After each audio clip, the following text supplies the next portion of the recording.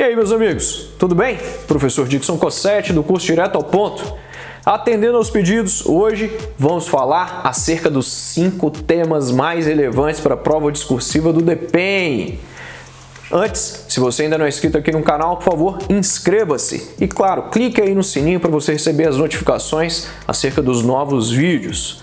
Bom, muita gente pediu nos comentários lá naquele vídeo em que eu falei acerca do possível adiamento da prova do DPEM e do possível adiamento também da prova da PCDF.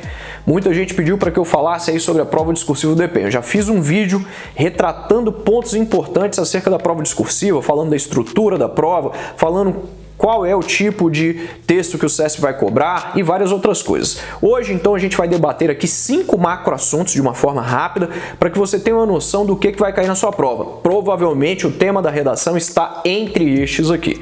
O edital determinou 4 pontos lá para você de atualidades que a banca pode abordar, né? Como, por exemplo, políticas públicas relativas à segurança pública, sistema penitenciário, sistema prisional, sistema de justiça criminal. Todos esses 5 assuntos aqui, macro assuntos que eu vou repassar, tem a ver com esses caras aí. Bacana? O primeiro macro assunto, anote aí. Primeiro macro assunto, tome nota, condições dos presídios brasileiros. Importante ressaltar aqui que você tem de se atentar à superpopulação carcerária no Brasil. Nós temos a terceira maior população carcerária do mundo, com mais ou menos 817 mil presos de acordo com o CNJ. Se você quer dados poderosos para colocar na sua redação, consulte o Infopem, consulte o site do DPEM, o Atlas da Violência, o Mapa da Violência. Eles são realmente instrumentos aí muito importantes para a sua prova discursiva. Diante deste assunto, atente-se a tópicos como o predomínio de facções criminosas no interior dos presídios, as condições das cadeias no Brasil, a falta de apoio material do Estado. Fique atento também aí ao desrespeito aos direitos humanos. Por exemplo, o STF, na pessoa do ministro Marco Aurélio Mello, ele já se posicionou dizendo que as cadeias públicas no Brasil são verdadeiras masmorras medievais, que há ali, na verdade, um estado de coisas inconstitucional. Ou seja, quando há um flagrante desrespeito aos direitos humanos, entre várias outras coisas. Pesquise muito sobre isso. É importante ressaltar aqui também a questão da terceirização dos presídios. Nós já temos 32 presídios terceirizados no Brasil. Você tem também de estar atento às condições do presídio, não só relativas aos presos, mas também relativas aos agentes de execução prisional. Porque quando a gente melhora as condições dos presídios, a gente não melhora só para os presos, a gente melhora também para você, para o agente de execução penal. Se nós temos um ambiente lá em que a Covid-19 é propagada entre os detentos, pode ter certeza de que isso também vai ser propagado para os agentes de execução prisional. É uma coisa óbvia, como vem acontecendo aqui no DF, por exemplo. São inúmeros os meus alunos que passaram nas últimas provas do DPEM e outras provas também de sistemas prisionais aí nos estados e que foram afetados pela Covid-19. Então entenda isso. Melhorar a condição dos presídios é melhorar a condição de trabalho para você. Ótimo. Segundo macroassunto, vamos falar sobre ressocialização. Você tem que saber tudo sobre isso. Não só o que é a ressocialização, mas você saber se ela realmente é possível, né? De acordo com o que a gente vivencia hoje no sistema prisional brasileiro. A gente sabe que, infelizmente, isso não é possível. O índice de reincidência criminal é muito grande no Brasil, isso tem tudo a ver com as condições do presídio. Então você percebe que um macroassunto tem a ver com o outro, puxa o outro. A gente tem de falar aqui do papel do Estado em relação à ressocialização dos presos, o papel da sociedade. Ah, Dixon, não sabia que a sociedade tem papel com relação à ressocialização. Claro que ela tem, uma vez que ela vai receber o egresso, né? Isso é muito importante. Além disso, temos de falar de trabalho obrigatório de presos, temos de falar aqui também acerca da saída temporária. Tudo isso tem a ver com ressocialização, porque a saída temporária ela já é um mecanismo relativo à ressocialização dos presos. Macroassunto de número 3, pessoal. Vamos falar aqui acerca do sistema de justiça criminal. Ah, professor, isso tem no edital, mas isso que eu vou te falar aqui agora não tem. Fique atento, pesquise acerca destes detalhes aqui. Quando a gente fala do sistema de justiça criminal, não é só entender aqui o funcionamento desse sistema ou ainda a composição desse sistema. É você entender, na verdade, que isso aqui tem a ver com funcionamento das defensorias no Brasil e acesso à justiça. Há uma desigualdade no acesso à justiça no Brasil? É claro que há uma desigualdade no acesso à justiça. Nesse país aqui, quando a gente fala de acesso à justiça, a gente já tem um outro tema que vem a reboque: impunidade. Por quê? Porque aquelas pessoas que normalmente têm dinheiro para pagar por bons advogados, nesse país aqui elas não vão presas, ou elas conseguem de fato retardar muito a prisão dela em razão de uma série de recursos, em razão de inúmeras coisas. Então impunidade tem tudo a ver com isso. Eu sei que o Brasil é o país da impunidade. Depende, para quem? Para o pobre? Não, para o pobre não. Se a gente pegar as cadeias no Brasil, o perfil da população carcerária hoje é de negros, né, boa parte deles, de negro, de pobres, além disso, daqueles que não têm escolaridade e que são moradores de periferia, né, entre outras coisas, para que você tenha uma ideia. Além disso, a gente tem de falar aqui também de penas alternativas. Quando a gente fala do sistema de justiça criminal, as penas alternativas são fundamentais para a gente desafogar os presídios no Brasil e para a gente garantir mais equidade aqui também, não só no acesso à justiça, mas também no tratamento dos presos no Brasil.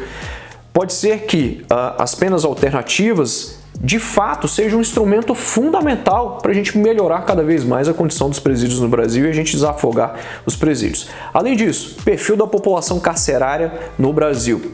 Vale ressaltar, como eu já destaquei para você, que nós temos aqui uma população carcerária majoritariamente composta por negros, por pobres e, claro, por pessoas sem escolaridade. Mas o que eu queria falar agora é acerca dos presos provisórios. Nós temos aí 40% dos presos hoje no Brasil, cerca de 220, 230 mil presos, de presos provisórios. São aqueles presos que não tiveram ainda sua condenação definitiva, né? Ou seja, não tem ali condenação definitiva e estão presos. Poderiam até estar soltos ou serem inocentes em alguns casos, por exemplo. Então isso é muito, muito importante. Acerca desse tema, ainda é importante a gente falar aqui acerca da reincidência criminal, como eu já ressaltei, ligada às desigualdades sociais no Brasil e à seletividade também do sistema prisional brasileiro. São todos elementos aqui que estão, de fato, interligados. Fique atento a isso. Macroassunto de número 4. Políticas públicas de segurança pública. Quando a gente fala de políticas públicas de segurança pública, a gente está falando dessas ações do Estado que, de uma forma geral, tentam aí atender, né, aos pleitos da sociedade no que se refere ao serviço de prestação de segurança pública. Mas fique atento, falar desse tipo de coisa é você saber muita coisa sobre criminalidade, porque eu só consigo falar dessas ações do Estado que vão conter a criminalidade, que vão reduzir a criminalidade, se eu conheço a dinâmica da criminalidade. Quais são os crimes que mais encarceram as pessoas no Brasil? Dixon, eu já sei, tráfico de drogas, mas você tem de saber também de roubos, de furtos que vem nessa sequência, você tem de saber também acerca aí, né, como a gente falou, desses crimes patrimoniais, mas tem de saber também de homicídios, que são crimes que acabam encarcerando muitas pessoas. E, claro, em alguma medida também, a violência contra a mulher, os crimes relacionados à violência contra a mulher. Isso tudo é, de fato, muito importante. Lembrando que criminalidade é um fenômeno multicausal, é um fenômeno complexo. Isso quer dizer que, para a gente reduzir a criminalidade, não é só botar a polícia na rua, não é só botar preso no cárcere. A gente não consegue diminuir a criminalidade só com isso, só com política repressiva. A gente tem de ter políticas inerentes aqui a políticas relacionadas à saúde pública, à educação, a saneamento básico, emprego, renda. Essas políticas, elas são políticas preventivas, que atuam antes de o crime ocorrer. Elas são extremamente relevantes. Você tem de entender isso, que a gente tem de basear a conduta da segurança pública não só pela repressão, pela punição, mas pela prevenção, em políticas baseadas em método, em estratégia. Isso é realmente muito importante. Quanto a esse tema, vale ressaltar que reforma da maioridade penal tem relevância aqui também. Então fique atento a isso, aos índices de criminalidade no Brasil, a todos esses crimes que eu ressaltei aqui. Quinto macroassunto, pessoal, vamos falar aqui de mulheres nos presídios. Bom, quanto a isso, a gente tem de destacar uma série de coisas. Qual é a realidade feminina nas prisões no Brasil? Qual é o funcionamento aí do sistema prisional feminino? Quantas mulheres presas nós temos? É claro que se comparado com a população carcerária masculina, a população carcerária feminina ela é diminuta, né? Nós temos realmente poucas mulheres presas se a gente fizer aqui de fato uma comparação em relação à população carcerária masculina. No entanto, essa população carcerária feminina vem aumentando muito nos últimos anos. Isso se deve a vários fatores. Professor, eu já sei dizer que 3 em cada 5 mulheres foram presas por crimes relacionados a tráfico de drogas. Isso representa 60%. 60% das mulheres que estão presas hoje respondem por crimes ligados a tráfico de drogas. Antigamente, o perfil da mulher presa era um perfil que era assim, a mulher foi presa por tráfico de drogas, em regra, era uma mulher que estava associada de alguma forma a um cônjuge, a um parente que era ligado ao tráfico de drogas. Mas hoje, o que a gente tem é que muitas mulheres acabam procurando de fato a criminalidade, né? Ou seja, esse perfil ele se modificou um pouco. No entanto, majoritariamente a mulher presa hoje, ela tem como perfil aqui, ela é uma mulher negra, é uma mulher pobre, ela é uma chefe de família e normalmente é o que a gente chama de mãe solo no sistema prisional brasileiro, né? Ela tinha de tocar a família dela e ela ingressou na criminalidade muitas vezes porque ela já estava numa condição ali de necessidade. Várias dessas mulheres também eram mulheres que estavam em condição de rua em alguns momentos. Ou seja, a gente tem um perfil aqui que revela a ausência de políticas públicas específicas para as mulheres. E, claro, a ausência de políticas públicas específicas também no interior dos presídios. Porque o sistema prisional ele foi concebido há muito tempo para abrigar homens. Imagina um sistema que foi concebido para abrigar homens, abrigar mulheres. Então as condições de higiene das mulheres são condições diferentes das dos homens, as necessidades individuais delas são diferentes, né? Além de várias outras coisas. Por exemplo, as mulheres têm de ficar com seus filhos, os presídios não têm maternidade. Vários presídios, por exemplo, não tem como, por exemplo, a mulher que já tem um filho que já não é mais um bebê, não tem um berçário, por exemplo, entre várias outras coisas. Ou seja, a realidade prisional brasileira da mulher é, de fato, uma realidade prisional de inúmeras dificuldades. Há desrespeito aos direitos humanos, à violência, à criminalidade, a assédio moral, entre várias outras coisas. Vale ressaltar que, em face desse tema, você tem de saber quais as melhores soluções e saber se realmente a gente consegue ressocializar a mulher diante desse cenário. Quais são as políticas que são preventivas nesse sentido? Bom, eu espero que você tenha gostado. Esses são os 5 principais temas.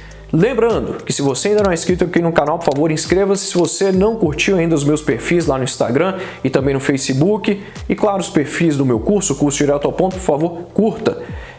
E se você ainda não assistiu ao meu vídeo aqui no YouTube sobre o sistema prisional brasileiro, por favor, assista.